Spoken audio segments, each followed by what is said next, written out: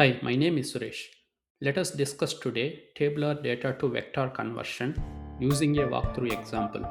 We will explore the challenges in the dataset, how the ETL process addresses them, and the decisions around encoding techniques during the table to vector transformation. This example data is a online retail data set available in public repository.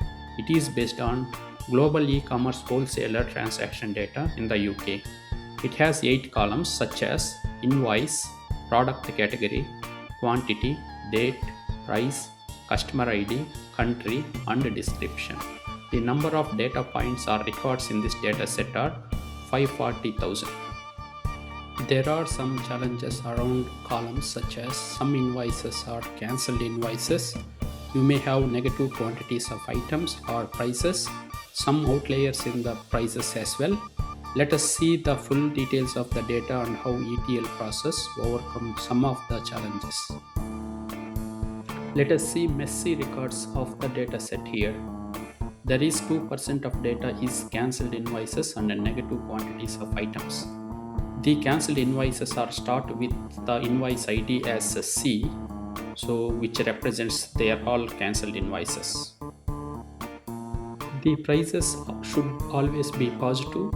You can see there are 3 data points have negative prices and no customer IDs. Some business rules can also be enforced on the data to avoid some corrupted entries. The corrupted data needs to be eliminated. Before we discuss ETL process, please subscribe and we will be providing a walkthrough example in a public Git repository and a link will be added into comments. The extract, transform and load is called ETL process. This ETL process cleans the messy and corrupted data. It converts raw data into a clean transformed data via transformation phase.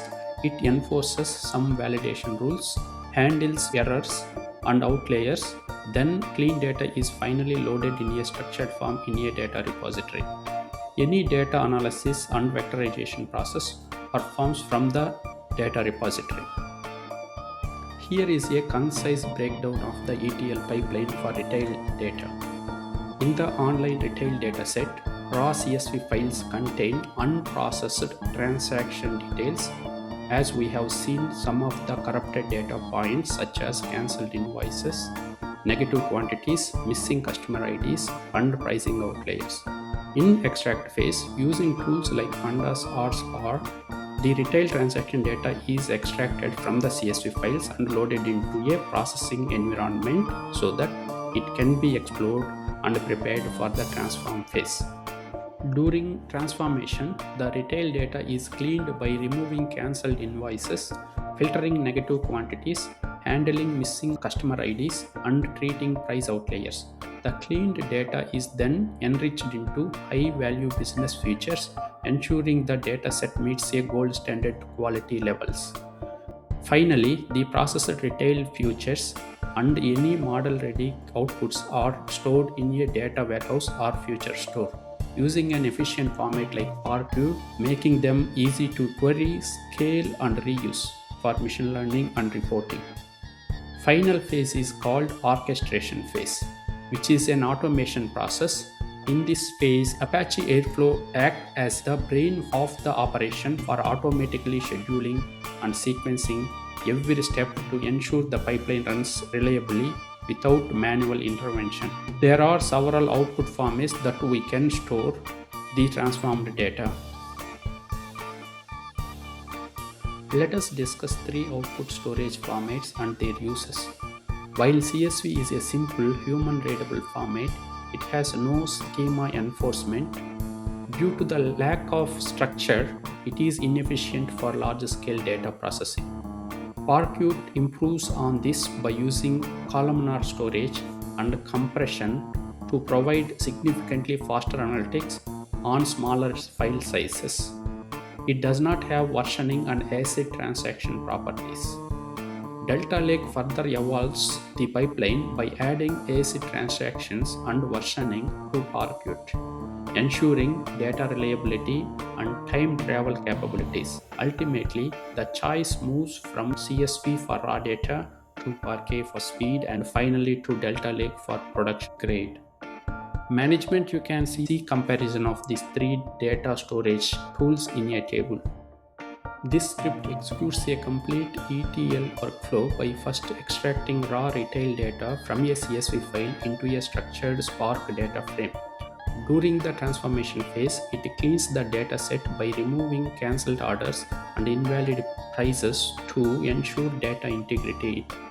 It further transforms the data through feature engineering, calculating a total amount column to provide necessary input for predictive modeling. You can add more business rules here. Finally, it loads the refined results into a high performance Parquet file. This is called transitioning the data from its raw state to a gold standard analytics ready layer. This can be used for tabular data to vectorization. Let us discuss now how we can convert processed retail data into predictive problems. There could be many prediction problems can be developed from this data. For example, problem 1 could be, will a customer churn? Target variable is 1 if customer does not purchase in next n number of days, else target variable is 0. Problem 2 could be, will a transaction will be a high value? Target variable is 1 if total purchase is greater than some target value, else 0. Likewise, there are many prediction problems can be defined. Let us focus on high value transaction prediction problem for now. The goal is to design a classification problem whether a retail transaction is a high value or not a high value transaction. It is a binary classification problem. You can define a target label on the total amount. For example, total amount is greater than $500 is called high value transaction, else not a high value transaction. There are two kinds of futures. One is transaction level futures that includes product, quantity, unit price, day of week, month, and total amount describing each purchase. Second is customer level futures like recency and frequency capture historical buying behavior. So this process we need to merge the transaction based futures and the customer futures to create ML ready dataset with both purchase details and customer context. The setup allows models to learn patterns and predict which transactions are likely to be high value. It is advisable to avoid monetary related futures like average price, total price per customer since they have highly correlated to the target class. The model can obviously learn given such futures. We need to design classification problem based on non-obvious behavioral futures to predict the target label. Let us discuss encoding decisions made on each categorical futures. For example, product ID is encoded using label encoding because it has high cardinality. Let us say many unique products within the data. And one hot encoding would create too many sparse columns with many dimensions. Label encoding on product ID works well with tree-based models and avoids high dimensionality problem. Month and day of week have low cardinality and no intrinsic ranking, so one hot encoding preserves their categorical meaning without introducing false order.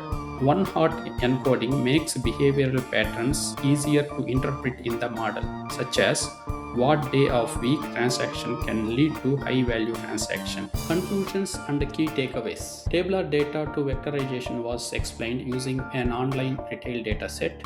The discussion covered ETL steps to convert raw data into a cleaned dataset. Classification problem is defined. Future engineering and encoding decisions are discussed. Please subscribe and comment for more technical videos.